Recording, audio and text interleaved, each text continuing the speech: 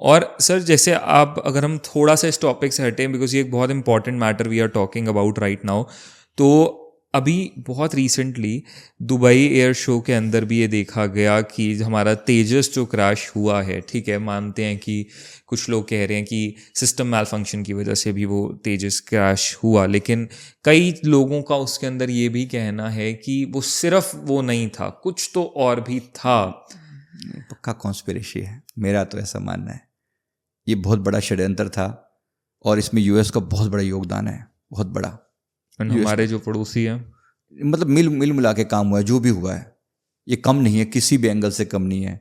CIA कभी भी हमारा कोई फ्रेंड नहीं है, सदा से ही दुश्मनी है। ISI ये तो है ही सही है, जो पाकिस्तान तो है ही है, कोई अमेरिकन एजेंसीज भी हमारी सगी नहीं है, उनको बहुत चिढ़ है। और मैं आपको बता रहा हूँ कि आने वाले 7-8 सालों में ना इंडिया डिफेंस में नंबर 1 होने जा रहा है।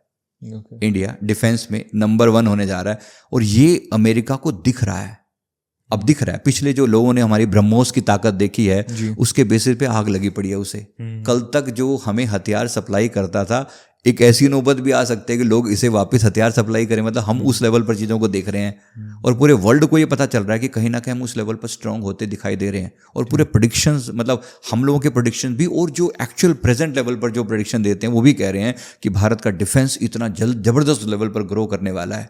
तो हमें दिख रहा है। अब जाहिर सी बात है, इस वक्त सबसे ज़्यादा हथियारों का सप्लायर कौन है? USA है जी। उसको तो आग लगनी स्वाभाविक है ना। तो हमारे में कहीं ना कहीं वो डिफेक्ट निकालेगा, कहीं ना कहीं। अब ये भी मुझे उसी की प्लानिंग का एक हिस्सा लग रहा है, क्योंकि हमारा तेजस लोगों की नज़रों में था बहुत ज़्यादा जी। वरना इतना पावरफुल आज तक कभी ऐसा नहीं हुआ। इतना वो नीचे से, ठीक है, ग्रेविटेशन पुल होता है, वो सब बातें भी अपनी जगह पर हैं, लेकिन वहीं पर उसने सिग्नल लूज किया है। क्या किया, हमने एक पायलट को भी खोया और अल्टीमेटली इतना बड़ा नुकसान भी हुआ। एक बहुत तरीके से सब हमारी उंगलियां भी हमारे ऊपर उठ रही हैं और डेफिनेटली इसमें कॉन्स्पिरेसी है और कुछ समय के बाद शायद ऐसे ही सामने आ भी जाए।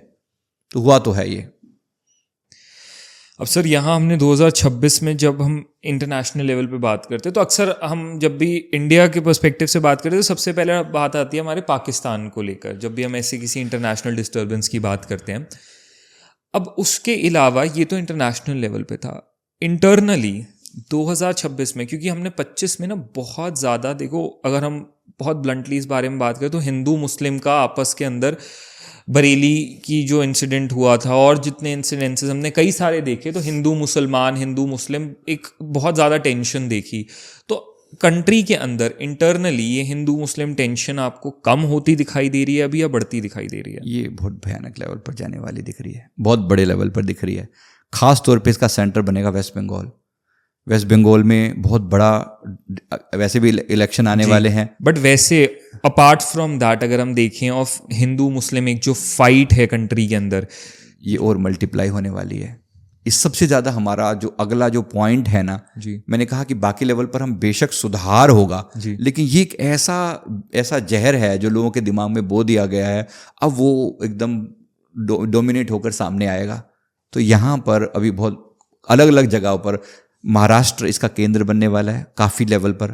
गुजरात में लोग जरूर कोशिश करेंगे भयानक लेवल पर भड़काने की चीज़ों को। बंगाल है ही सही, बिहार में भी इनको आग तो बहुत लगी है क्योंकि इन्होंने सबने इलेक्शन लूज किया है, तो इनको आग लगी है। किसी ना किसी रूप में दंगे भड़काने की कोशिश की जाएगी।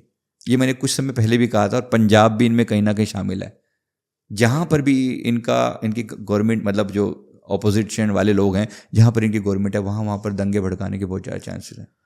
तो कहीं हम इनकी साइड से फ्रेंडशिप या हार्मनी भी एक्सपेक्ट नहीं कर सकते? नो, बिल्कुल भी नहीं। और अब जैसे अभी हिंदुत्व को वो करने के लिए इतनी रैलीज निकाली जा रही हैं, पदयात्रा निकाल रहे हैं हमारे बागेश्वर धाम के धीरेन्द्र शास्त्री जी, तो ये चीज़ हिंदुत्व और ये सब बढ़ने के चांसेस हैं 26 में? 100%। सनातन धर्म का उदय है, मतलब जैसे मैंने कहा सूर्य उदय हो रहा है। सनातन सूर्य का प्रतीक है।